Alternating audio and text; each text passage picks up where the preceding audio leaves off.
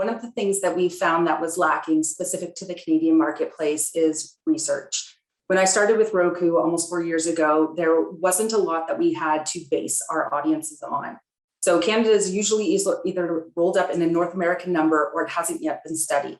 So what we've started to do is release an annual State of Canadian Streaming study. This is our second year doing so, in which we look at the marketplace as a whole so that we can provide both our clients as well as our internal teams with insights into what's happening in Canada.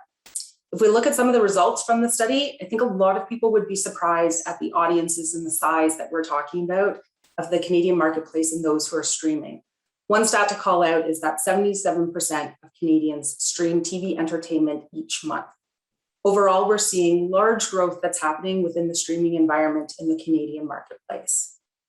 When we talk about what's happened over the last couple of years, there's been a couple of key things that have taken place in Canada.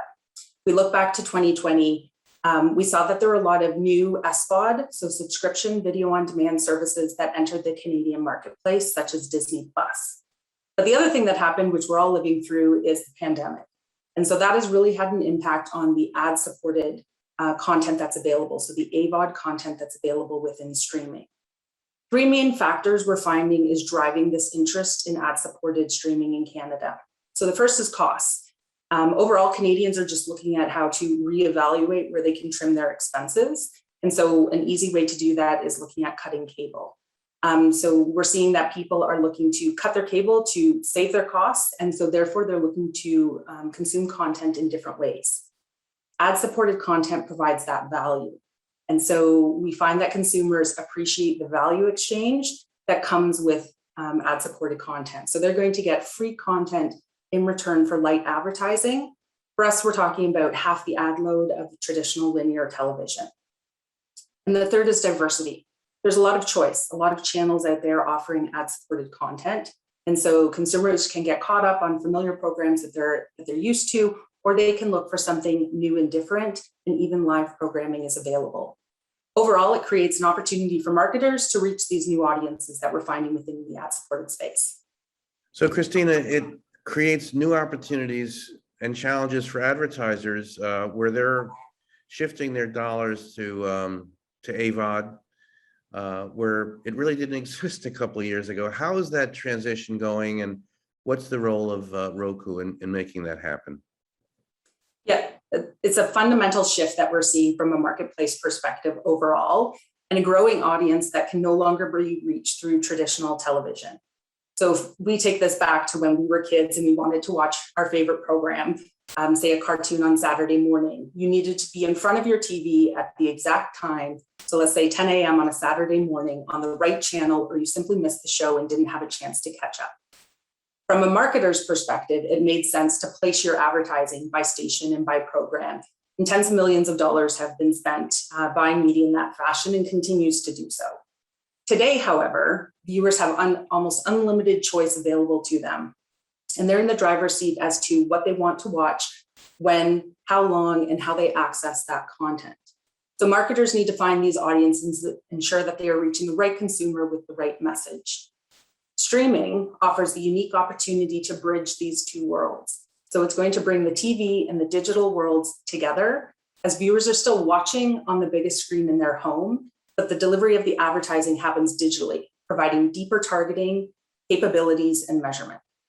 Christina, so tell us about the programmatic side and how that works. And of course, OneView is launching in Canada with IPG. Tell us how programmatic, the role that programmatic plays in AVOD and what you guys are doing. The OneView advertising platform is our programmatic solution at Roku. OneView is the ad buying platform built for TV streaming. It offers brands and agencies first-party identity data to help plan, buy, and measure their advertising more effectively. It allows advertisers to manage their media across streaming, desktop, and mobile campaigns. And self-serve access capabilities offer marketers and their media buyers and planners a way to optimize their return on advertising spend by measuring effectiveness across screens. Technically, it brings everything into a one-stop shop, if you will. So Christina, tell us about the arrangement with IPG, what that means and why that's significant. IPG is one of our biggest partners that we have in the Canadian marketplace. They very early leaned in to streaming and the opportunities available with Roku.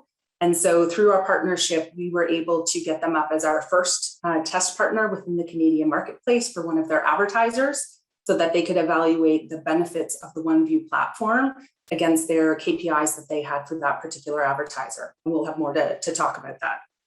And finally, I wanted to ask, your thoughts about what's ahead. I know many of your colleagues and from North America gather at the Future of TV Ads every fall, and it's always been exciting. It's going to be virtual this year, but when you sort of bring into focus and look at what's exciting, what needs to be addressed, where things are going, what are some of your thoughts and projections around the future? The future, I think, is now. So the biggest opportunity for advertisers, marketers is to get started today. So we saw from the results of the State of Canadian Streaming study that audiences have already moved into streaming, and they have in a large way. And so what we need to do is to showcase to the marketplace and our partners as to why they also need to shift within this space or risk being left behind.